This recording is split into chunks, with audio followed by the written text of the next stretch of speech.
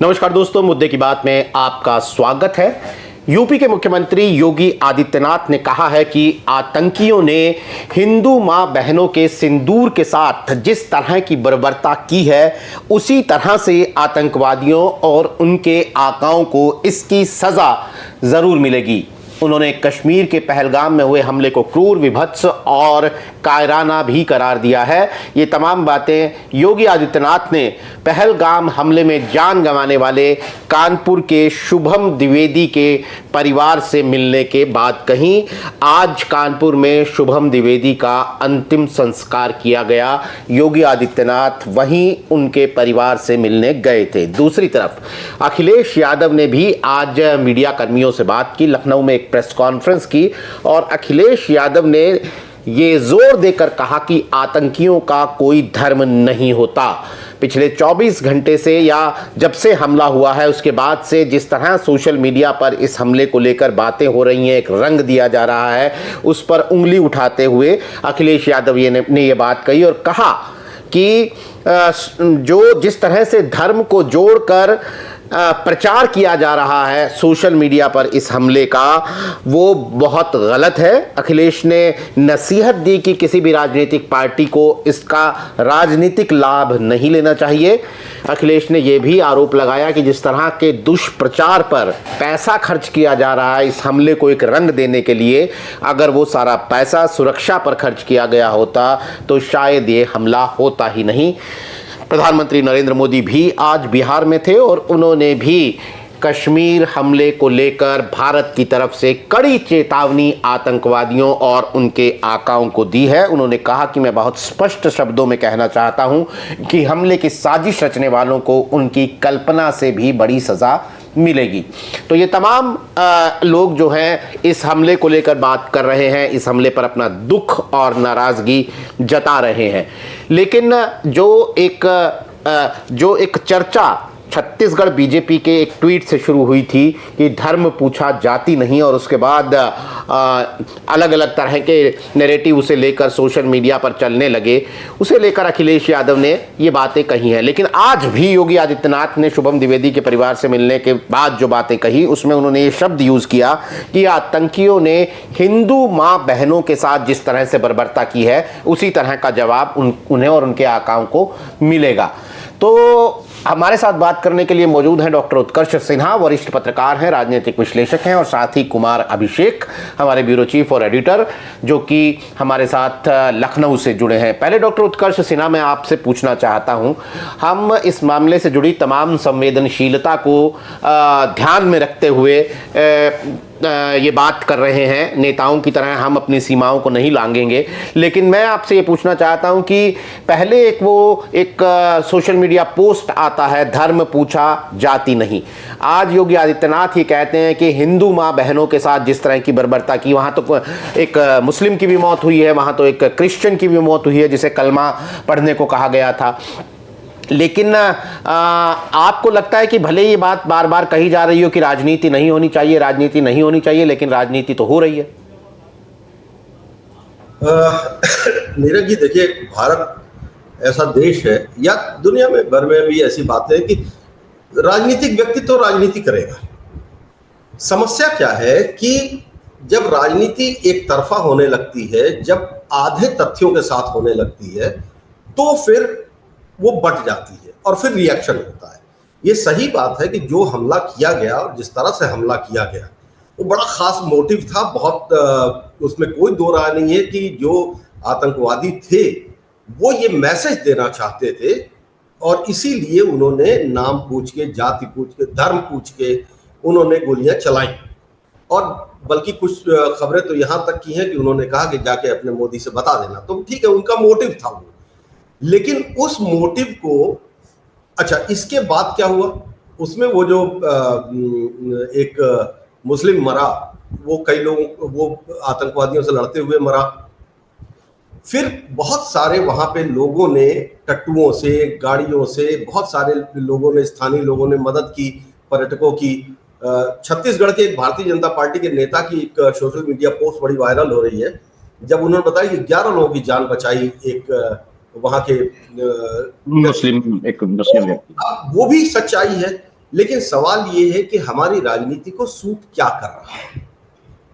बार बार अगर आप एक पक्ष को लेके चलना शुरू करेंगे, देखिए घटना को पूरी तरह से, इस बार अच्छी बात क्या है कि इस घटना के बाद, दुखद घटना के बाद पूरा भारत एक सुर में है। चाहे सत्ता पक्ष हो, विपक्ष हो, राजनीतिक पार्टियां हो, बहुत संयमित बयान उनके आए हैं, बहुत उन्होंने सपोर्ट किया है, और देश के नागरिक तो बिल्कुल कर रहे हैं। लेकिन ये एक खास बात है जहां पे भारत के लिए दो मुद्दे बहुत महत्वपूर्ण हो जाते हैं। एक तो पाकिस्तान का आना अपने आप में एक राजनीतिक बात हो जाती है, और इस पूरे मसले में पाकिस्तान के जनरल आसिम मुनीर का बयान बहुत संदेहास्पद था, और ये भी मानने में कोई गुरेज नहीं है कि आसिम मुनीर जिस तरह से पहले आईएसआई के वो चीफ रहे हैं, तो उनकी साजिशों से भी कहीं दो राय नहीं है कि वो है। लेकिन दूसरी तरफ अपने देश के लोगों के बीच में ये जो हिंदू मुस्लिम डिवाइड जिस तरह से जब पॉलिटिकल इनिशिएटिव में बदल जाता है, तो फिर वो पॉलिटिकल बिल्कुल साफ दिखते हैं। और जब आप कड़ियां जोड़ेंगे तो ऐसा नहीं कि पहली बार हो रहा है, पिछले कई सालों से ये बात, हर मसले को इसी तरह से देखा जा रहा है। तो बीजेपी की अपनी एक पॉलिटिक्स है, और बीजेपी की पूरी पॉलिटिक्स जो है 80-20 की जब वो कहते हैं तो वो घोषित है। तो यही योगी आदित्यनाथ ने भी किया। लेकिन हाँ, ऐसे वक्त पे ये कहना कि राजनीति नहीं होनी चाहिए, तो राजनीति कर कौन रहा है? राजनीति कर वो रहा है जो इसको डिवाइड में ले जा रहा है। राजनीति वो नहीं कर रहा है जो अनकंडीशनल सपोर्ट दे रहा है। तो यहां पर जरूर सवाल उठेंगे कि भारतीय जनता पार्टी जब ये कहती है कि देश, और उनका एक सिस्टम है जो अब फिर उसी बयान को जो लाल कृष्ण आडवाणी ने एक बार दिया था कि आतंकवादी का मुसलमान नहीं होता, लेकिन हर मुसलमान आतंकवादी नहीं होता, लेकिन हर आतंकवादी मुसलमान होता है। अब वो लाइन टो हो रही है, और आज अब जब सोशल मीडिया पे आप देखिए, इस घटना के फौरन बाद जो रेडीमेड मैसेजेज आने शुरू हुए थे, जो लोगों ने फॉरवर्ड किए, वो 2-3 लाइनों के थे। एक तो धर्म पूछ के गोली चलाना, दूसरा कलमा पढ़ने वाला, और तीसरा ये टेररिज्म का। तो कहीं ना कहीं से कोई ना कोई पुश तो है, और वो पुश ही पॉलिटिक्स है। तो ये पॉलिटिक्स तो हो रही। अब देखना ये है कि ये पॉलिटिक्स परवान कितनी चढ़ती है, क्योंकि एक तरफ इस तरह की बातें हो रही, दूसरी तरफ से काउंटर नैरेटिव भी आ रहे, काउंटर बातें भी आ रही हैं। चलता क्या है ये बात की बात है। लेकिन हाँ, जहां तक देश का बात है, जहां तक देश के राजनीतिक दलों की बात है, विपक्षी राजनीतिक दलों की बात है, निश्चित तौर पर एक अच्छी बात ये हुई है कि सबने अनकंडीशनल सपोर्ट दिया है, सबने इसकी निंदा की है, और सब कठोर कार्रवाई के पक्ष में हैं। जी बिल्कुल। अभिषेक, आपकी क्या प्रतिक्रिया है? मैं स्पेसिफिकली बात कर रहा हूं कि जिस तरह के शब्दों का इस्तेमाल किया गया योगी आदित्यनाथ की तरफ से, या फिर वो छत्तीसगढ़ बीजेपी का जो एक पोस्टर आया, ये एक त्वरित प्रतिक्रिया थी, या फिर जानबूझकर इस हमले को धर्म से जोड़ने की एक रणनीति थी? क्योंकि उसके बाद सोशल मीडिया पर हमने ये तो देखा कि वो तो छिड़ गया, एक जंग तो छिड़ गई।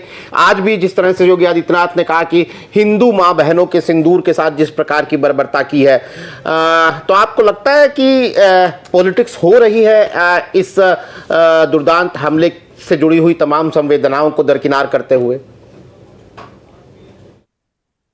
ये देखिए, पॉलिटिक्स पर तो हम बाद में आएंगे, लेकिन जो ये घटना घटी और इस घटना घटने के दौरान क्या हुआ, क्योंकि ये जो बातें निकल करके आई कि धर्म पूछा गया, कलमा पढ़ने को कहा गया, जिसने कहा हिंदू है तो उसके सामने ही उसको मार दिया गया, पत्नियों के सामने। तो ये तो एक ऐसा फैक्ट है जो लोगों के सामने है, फैक्ट भी है, और यही चीज रिपोर्टेड भी है।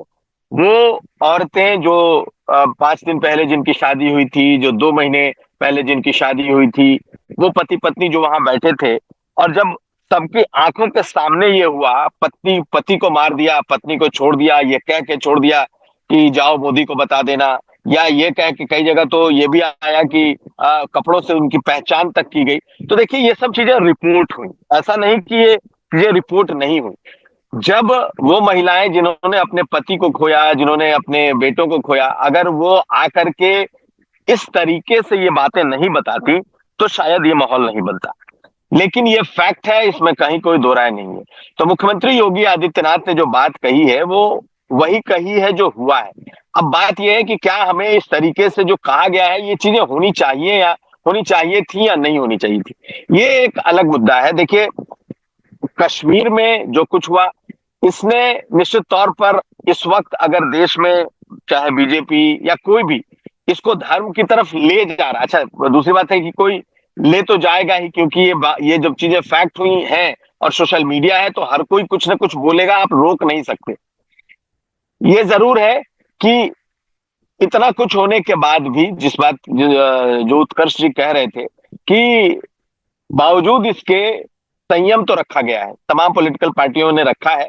और जिस तरह के बयान, या तो बीजेपी छत्तीसगढ़ का अगर आप देखें कि भाई जाति नहीं पूछा, धर्म पूछा, तो ये सब चीजें तो मुझे लगता है बड़ा नेचुरल है, ये चीजें होंगी, इसको आप रोक नहीं सकते। आज के जमाने में, आज के इस दौर में जब सोशल मीडिया इतना प्रभावी है, इतना हावी है, ये जरूर है कि हम इसमें ये कह सकते हैं कि भाई ये चीजें नहीं होनी चाहिए थी, इस तरीके से इस दिशा में ये चीजें नहीं जानी चाहिए, निश्चित तौर पर नहीं जानी चाहिए। क्योंकि दूसरी तरफ उसी कश्मीर में इन घोड़ों वालों ने कई लोगों की जिंदगी बचाई है। आप कई तरह के वीडियोस देखेंगे जो वहां से आ रहे हैं, जो कह रहे हैं कि किस तरीके से वहां के जो लोकल लोग हैं या जो आम कश्मीरी है उसने इसके खिलाफ बयान दिया है, कश्मीर बंद है, 35 साल के बाद कश्मीर बंद हुआ।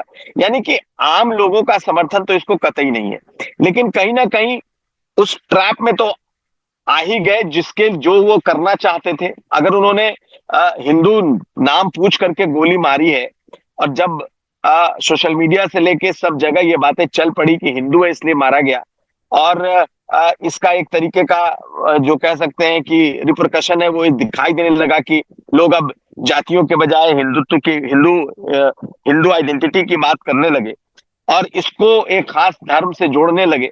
तो अपने अपने लोगों के विचार हैं नीरज, जिसको अब कोई रोक नहीं सकता है, ना ही इसको किसी भी तरीके से इस सोशल मीडिया के दौर में कंटेन किया जा सकता है।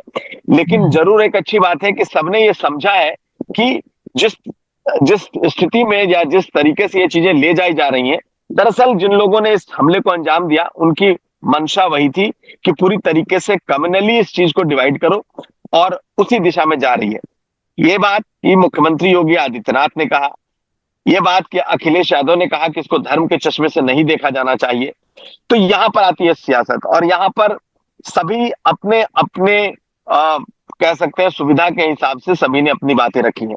अगर आप बीजेपी के जो शीर्ष नेता हैं, बड़े नेता हैं, किसी ने कुछ नहीं कहा, लेकिन मुख्यमंत्री योगी आदित्यनाथ ने अगर कहा है तो उन्होंने उस बात को रखा है जो चीजें हुई हैं। सियासत इस पर होगी। और उसके पहले अगर आप देख लें, ये तो योगी तो सीएम तो आज गए थे, लेकिन कल ही अगर आप देखें राजा भैया का पोस्ट देख लें, आप राकेश प्रताप सिंह का पोस्ट देख लें, आप शलभमणि त्रिपाठी का पोस्ट देख लें, ऐसे कितने न जाने कितने बीजेपी के नेताओं ने ये बातें कही हैं। तो देखिए, इस पर धर्म की जो सियासत है उसको कोई नहीं रोक सकता।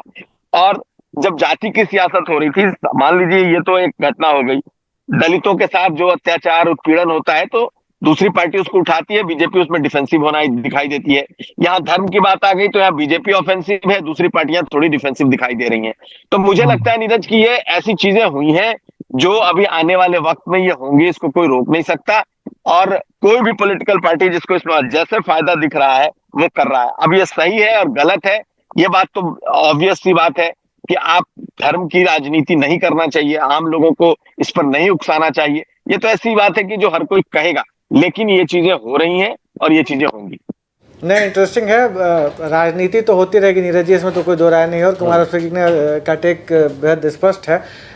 और ये भी बात उतनी ही सही है कि योगी आदित्यनाथ जी इस तरह के मामलों को एक लीड लेते हैं, चाहे वो बटोगे या कटोगे वाला नारा आप याद करिए कि वो जब योगी आदित्यनाथ ने इस्तेमाल किया इस नारे को, तभी वो देशव्यापी भाजपा के लिए वो एक कैंपेन का नारा बन गया। और अब फिर जब टॉप लीडरशिप अभी उस तरीके से खामोश है, लेकिन उन्होंने अपना स्पष्टता के साथ जो तथ्य कश्मीर से निकल कर सामने आए हैं उसको उन्होंने कहा है। राजनीति होगी अपनी जगह, लेकिन एक छोटा सा जिक्र, चूंकि हम लोग एक संवेदनशील मसले पर बात कर रहे हैं, सआदत हसन मंटो एक बड़े साहित्यकार हुए जिनका पार्टीशन और हिंदू मुस्लिम मुद्दों पर बड़ा काम रहा। उन्होंने बहुत पहले, आज़ादी के शायद पहले की बात है, उन्होंने एक कहानी लिखी जब दंगे हो रहे थे, घाटे का सौदा, लघु कथा है, छोटी सी कहानी है कि दंगों में क्या होता है कि एक गुट लड़की छीन कर लाता, खरीद कर लाता है दूसरे समाज को और कहता है कि दूसरे धर्म की लड़की देना हमें, और रात में उसके साथ गलत काम करता है और फिर सुबह उस लड़की के से नाम पूछता है तो लड़की अपना नाम बताती है तो वो कहता है कि तुम तो हमारे मजहब की हो।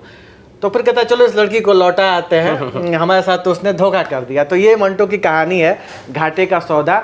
तो ये हिंदू पूछ कर मार देना या मुसलमान पूछ कर मार देना, ये लंबे समय से ये देश देखता आ रहा है और उसकी इस तरह की घटनाएं आ रही हैं। इसके बावजूद लोकतंत्र आगे बढ़ रहा है और सारे समाज एक साथ रह रहे हैं। उत्कर्ष जी, मैं आपके पास आता हूँ, बात राजनीति की है, लेकिन जब ये राजनीति अगर की जाएगी कि देश में आतंकी हमला होता है, और मेरी याददाश्त में मुंबई टेरर अटैक के बाद ये पहला ऐसा बड़ा आतंकी हमला है जिसमें इतने सिविलियंस को मार दिया गया, तो इसमें तो दो सवाल एक साथ खड़े हो रहे हैं ना। चलिए हिंदू मुसलमान तो हो रहा है, लेकिन ये भी तो हो रहा है कि किस तरह की सरकार है जो सुरक्षा की बात करती है और उसके बावजूद आतंकी हमले हो जाते हैं। तो ये सरकार की एक जिम्मेदारी भी तो एक लोगों के अंदर इसको लेकर सवाल उठ रहा है। तो बीजेपी अगर इस मामले को हाईलाइट करना भी चाहेगी तो दो धारी तलवार की तरह यह मामला कार्य नहीं करेगा उसके लिए। ये जो बात आप कह रहे हैं ये तो हो रहा है। बहुत सारे सवाल उठे। सवाल ये भी उठा कि जब इंटेलिजेंस के पास ये इनपुट था कि कुछ टेररिस्ट रेकी कर रहे हैं या कुछ ऐसा हो सकता है, उसके बाद फिर सिक्योरिटी फोर्सेस क्यों नहीं लगी या जो थे वो क्यों हट गए। आखिर 1.5 घंटे बाद वहां पर कोई सपोर्ट सिस्टम क्यों बन पाया। बहुत इस बीच में तमाम लोगों ने कंट्रोल रूम को फोन किया, नहीं पहुंचे। ये सवाल तो हैं। अब क्या है कि सोसाइटी जिस तरह से डिवाइड हुई है उसमें दो बातें हो गई। अब ये सवाल, मैं बाकी की बात नहीं करता हूं, ये सवाल तो मैंने भी अगर अपनी सोशल मीडिया पोस्ट पे पूछे हैं तो 10 लोगों ने मुझे मतलब इस बात को सपोर्ट किया। 5 ऐसे भी थे जिन्होंने देशद्रोही भी बताया और उन्होंने यहां तक लिखा कि मोदी फोबिया के शिकार हैं, और किसी ने मुझे सलाह भी दे दी कि आप चले जाइए कश्मीर, घूम आइए। अब मैं उनको क्या बताऊं कि 2009 से मैं लगातार कश्मीर जाता हूं, परिवार के साथ जाता हूं। तो घटनाएं तो घटनाएं हैं, लेकिन होता क्या है कि ये एक अजब सी स्थिति है। सवाल करना भी सिलेक्टिव हो गया है, और जाहिर सी बात है कि इसमें सिर्फ ट्रोल गैंग, प्रोफेशनल ट्रोलर्स की बात नहीं है। सोसाइटी का एक हिस्सा जो है वो ट्यून हो रहा है इस तरह से, और वो ट्यून हो रहा है और उसके पास जितनी सूचनाएं हैं, और जाहिर सी बात है कि वो सूचनाएं उसके पास सेकेंडरी सोर्सेज से होती हैं, तो अब ये चल रहा है। मैं अब ये क्या बताएं कि जिस वक्त ये घटना हुई है एक बड़ा दूसरा रेलिवेंस आ रहा है इसमें। एनआईए ने मालेगांव विस्फोट के बीच मामले में 7 जो अभियुक्त थे, साध्वी प्रज्ञा जो भारतीय जनता पार्टी की सांसद भी रही हैं, उनके लिए फांसी की सजा मांगी है और 8 तारीख को फैसला आना है। अब सवाल ये है कि टेरर क्या है। टेरर तो टेरर है। जिन लोगों ने मारा ये तो पाकिस्तानी थे और पाकिस्तान का सीधा हाथ है, मगर जो मालेगांव में हुआ उसमें कौन था। तो ये चीजें वक्त के साथ तो काउंटर होती हैं, लेकिन प्रोपेगेंडा और मैकेनिज्म ऐसे ही टाइम पे काम आता है जब आप एक चीज को हाईलाइट करें और जब दूसरे सवाल आए तो आप उनको मतलब बहुत एग्रेसिवली काउंटर करें। तो ये एक नई राजनीतिक शैली जो विकसित हुई है 2013-14 के बाद से भारत के भीतर, वो भी इसमें प्ले कर रही है। कुछ लोग, ज्यादातर लोग सेकेंडरी इंफॉर्मेशन के साथ हैं, और ऑब्वियस है कि सबके पास प्राइमरी सोर्स नहीं होते हैं, लेकिन वो फॉरवर्डिंग और स्टेटमेंट्स का ऐसे आते जाना, ये सच्चाई है और ये सच्चाई है। और लेकिन अब इस बीच में ये भी सवाल आ रहा है कि भाई पहलगाम हो गया, लेकिन पुलवामा का 300 किलो का आरडीएक्स का आज तक पता नहीं चला। तो हमारी सुरक्षा एजेंसियां क्या कर रही हैं, हमारी इंटेलिजेंस क्या कर रही है, या उसके पहले के सवाल भी कई बार होते हैं।